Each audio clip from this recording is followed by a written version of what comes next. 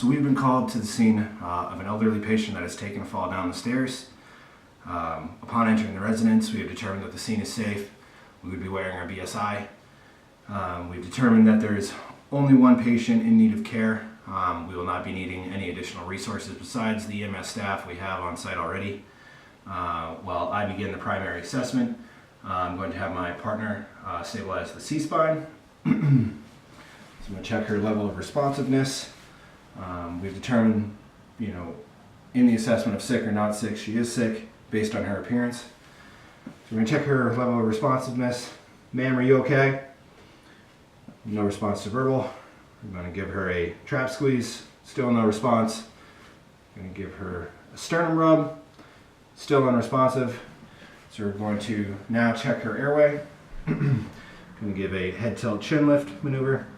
Checking the airway for any fluids, any teeth, anything like that might need suctioning. If there were, we would give suction in a circular motion for no more than 10 seconds. Then going to assess her rate and quality of breathing. Going to look, listen, and feel for any breath sounds.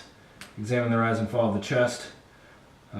She is not breathing, so we are going to need to insert an OPA into the airway and begin bag valve ventilations with high flow oxygen at 15 liters per minute. I will have my partner do that as I complete the rest of the primary assessment. So now we are going to check her circulation function. I'm going to check for her pulse. The pulse is rapid and weak at 135 beats per minute. We're going to check for any major signs of bleeding.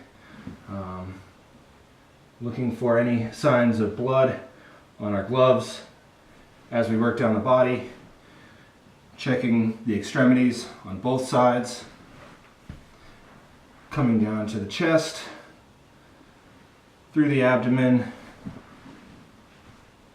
down to the lower extremities, checking each individual extremity on both sides.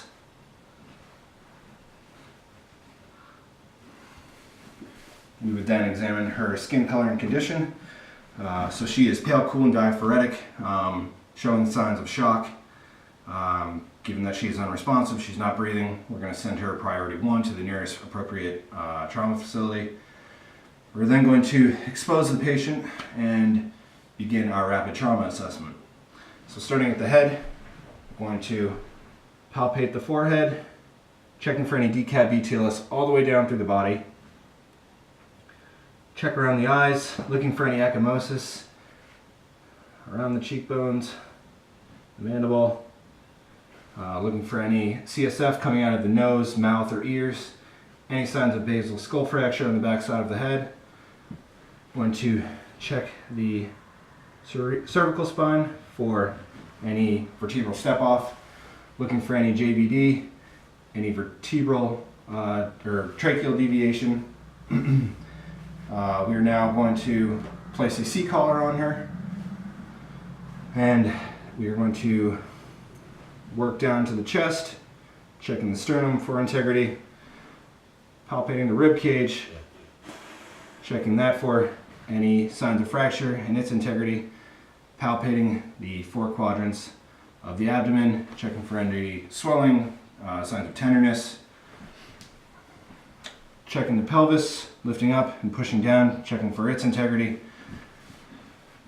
working down to the lower extremities, feeling for any signs of deformity, checking the CSMs, the pedal pulse in both feet, checking the Babinski reflex, no sign, checking the upper extremities on either side for any signs of deformity.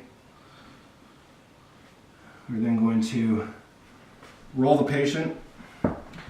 Before we do that, we would check for any signs of vaginal discharge as well. That could indicate internal bleeding. On the headman's count, we would roll the patient towards us. We would palpate down through the spine into the lumbar region, checking for any vertebral step-off, any mud or blood around the buttocks, any signs of deformity down the backside of the legs. We would then slide a spinal longboard in, We would, again, on the headman's count and with the appropriate amount of people, roll the patient onto the spinal board. We would then treat for shock. We would wrap the patient, keeping her warm, providing oxygen, package her, get her into the ambulance. We would then assess her vitals in the back of the ambulance, doing a more detailed assessment. Check the eyes for any reaction. The pupils are equal but unreactive. We would also recheck her blood pressure, which was 80/65 to begin with. So that is low, indicating shock. We would also auscultate for lung sounds at the apex and bases of both lungs. We would also reassess those vitals every 2 to 5 minutes, try to obtain a sample history, and we would transport her to the nearest appropriate medical facility immediately.